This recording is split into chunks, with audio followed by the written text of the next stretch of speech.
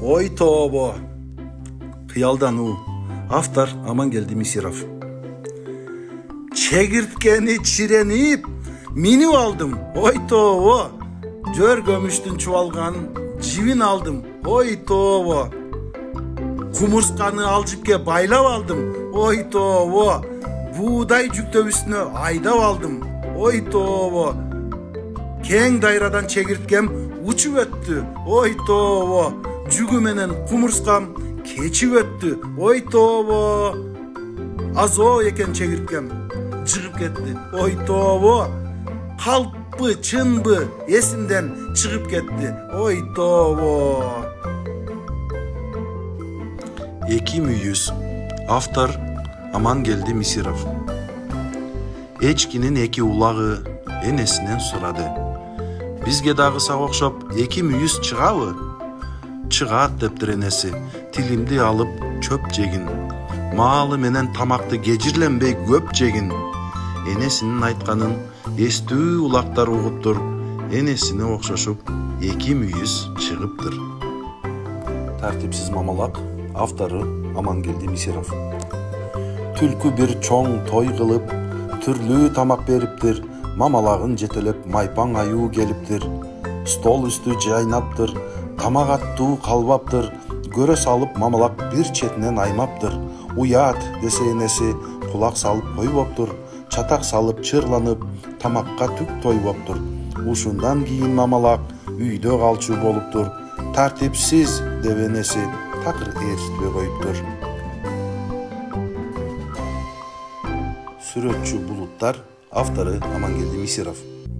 Көк асманда ак булут, деңизде сүзгөн кемедей, тармал булут тегерек, кадимки эле тебетей. Жал куйругун сапырган тиги булут күлүк тай, кызыл булут жалбырттап колом тонун отундай. Түтүнү сымал айылдын, кара булут дөөгө окшойт. Ээрчишип жүргөн булуттар аюу, тайлак, төөгө окшойт. Караймын түркүн булутту, чыга албайм санап четине, сүрөттү сүртүп койгондой көк асмандын бетине. Ай менен бычмачы, жомок. Ушул биздин жомокто бир бычмачы бар экен, тиктирсем деп бир көйнөк, хан кызы да зар экен. Анын тиккен көйнөгү өтө кооз болчу экен, ар түс берип куулуп, көңүлгө куп толчу экен. Тиктирсем деп бир көйнөк, асмандагы ай дагы көп суктанып көйнөккө кетип жүрдү айласы. Түшүп келди бир күнү, бычмачыга жалдырап, тигиңиз мага бир көйнөк, өз көйнөгүм жалтырак. Макул болуп бычмачы айдын боюн ченеди, даяр болот көйнөгүң бир жумада келеми. Айткан күнү ай келет, тигилгенде көйнөгү кичине келип батпады, туура келбей өлчөсү. Жаңы көйнөк кием деп апта сайын ай келет, батпай көйнөк таптакыр, улам тиксе тар келет. Чоң көйнөк тиксе бир күнү ай илмейип калыптыр, айга көйнөк быча албай, бычмачы байкуш каарыптыр. Бир күнү бака аз эле жерден өлбөй калды. Кантип дейсиңерби? Ал окуя мындайча болду. Бака жап-жашыл чөптүн арасы менен кызыл тазыл кооз гүлдөрдү аралап, арасындагы курт кумурскаларды узун тили менен шап этип илип алып, секирип жүргөн эле. Анан байкабай калып, уктап жаткан дөөнүн баласын так бетине секирип түшсө болобу? Дөөнүн баласы аябай ыйлак экен, чоочуп кетип эле уңулдап ыйлап кирди. Ыйлак тура деп бака тостон карап калганча болбой дөөнүн атасы келип, "Эмне болду?" деп сурап калды. "Тиги карачы, муздак бака экен, бетиме секирип түштү, коркуп кеттим" деп дөөнүн коркок баласы дагы ыйлап баштады. "Тостойгон гана жалпак баш, сен элеби?" деп баканы кармап алып, мыжыгып таштамай болду. "Дөө айке, сабыр кылыңыз. Эгер мени мыжыксаңыз, колуңуз булганат эмеспи? Колуңузду караңызчы, кандай гана сулуу" дүйөнүн түктүү одурайган колун мактап жиберди. Туура айтасың, жалпак баш. Таманым менен эле басып салайын, деп көзү жалтыраган баканы жерге таштады. Ой, мынча сулубут, эч жерде жок мындай, деп бака тамагын бүлкүлдөтүп, эми дүйөнүн майпаң бутун мактап кирди. Анда эмне кыл дейсиң, бака? Согутулуп кеттиң барбы? Баары бир сени согойбойм, деди дүйө. Мен сиздин колуңуз, ал тургай бутуңуздун да булганышын каалабай турам. Мен күнөөм үчүн тумчугуп өлөйүн. Сууга ыргытып жибериңиз мени, деди. Бака туура айтат деп, дүйө баканы көлмөнү көздөп ыргытып жиберди. Азыр болсо ошол айлакер бака секирерди абайлап, эки жагын карап, анан секирип жүрөт. Адам өзүнө кимди жолдош кылды? Күндөрдүн бир күнүндө ит өзүнө жолдош издеп жөнөдү. Анткени ал жалгыздыктан аябай тажады. Анын үстүнө кандайдыр бир пайдалуу иш кылгысы да келди. Жолдо келе жатып, бутактан бутакка секирип ойноп жүргөн маймылды көрдү да: "Сен адамсыңбы?" деди. "Жок, мен маймылмын. Сен адамды эмне кылат элең?" дейт маймыл. "Жолдош болоюн дедим эле." "Мен да адамга жолдош болоюн. Мени да ээрчитип алчы", деди маймыл. Ит макул болуп, адамды издеп, ага жолдош болуу үчүн андан ары жол тартышты. Келе жатып, бал жеп жүргөн аюуга жолугушту. "Сен адамсыңбы?"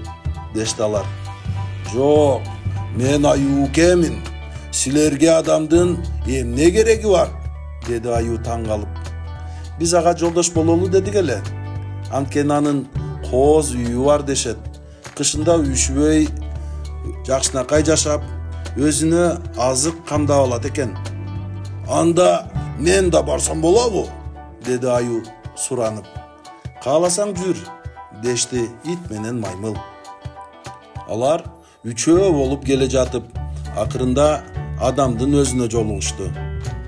Адам алардын жолдош болом деген сөзүн укту да мындай деп буйрук кылды: "Мага жолдош болом дегендер эмгектенүүсү керек. Силер үчөөң мен иштен келгенче бекер отурбай, бир жумуш аткаргыла.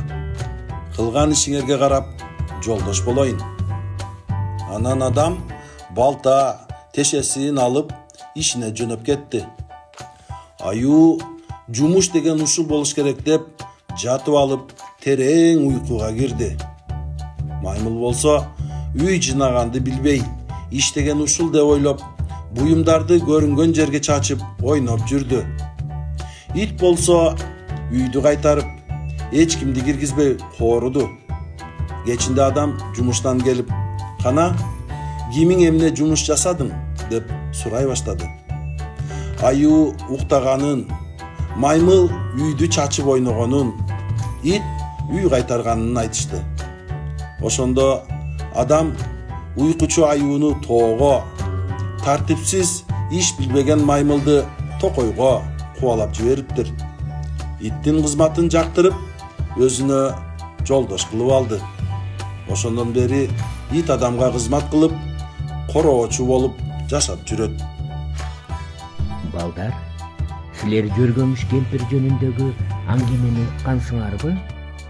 А эгерде уга элек болсоңор, мен силерге аябай кызыктуу Жөргөмүш кемпир жөнүндөгү аңгемени айтып берейин. Чычканга куйрук бүтө элек кайсы бир заманда ташбакадан да түк издеген ачкөз кемпир болуптур. Ал айылдагы аялдардан жип көрсө эле сурап алып, бербесе уурдап алып, жүнгө, жипке аябай өч экен. Сайма сайчу далай уздар, жибек жиптүү келин кыздар ал кемпирди көргөндө "Жипчи кемпир келе жатат" дешип жиптерин бекитип, бекиткен жеринен да уурдатып айлалары кетип жүрүптүр. Жипчи кемпир болсо уурдап чогулткан жибин койнуна ката берип, оюн колтугу жипке толуп тоголок боло баштаптыр. Бара-бара жип койнуна батпай чубалып чыгып, өзү тоголонуп баса албай жөрмөлөй баштаптыр. Анан жөрмөлөп жүрүп жөргөмүш болуп калган тура. Мунун калчымын ким билсин, бирок жөргөмүштүн ичинен ошол уурдаган жиби чубалап да жүрөт.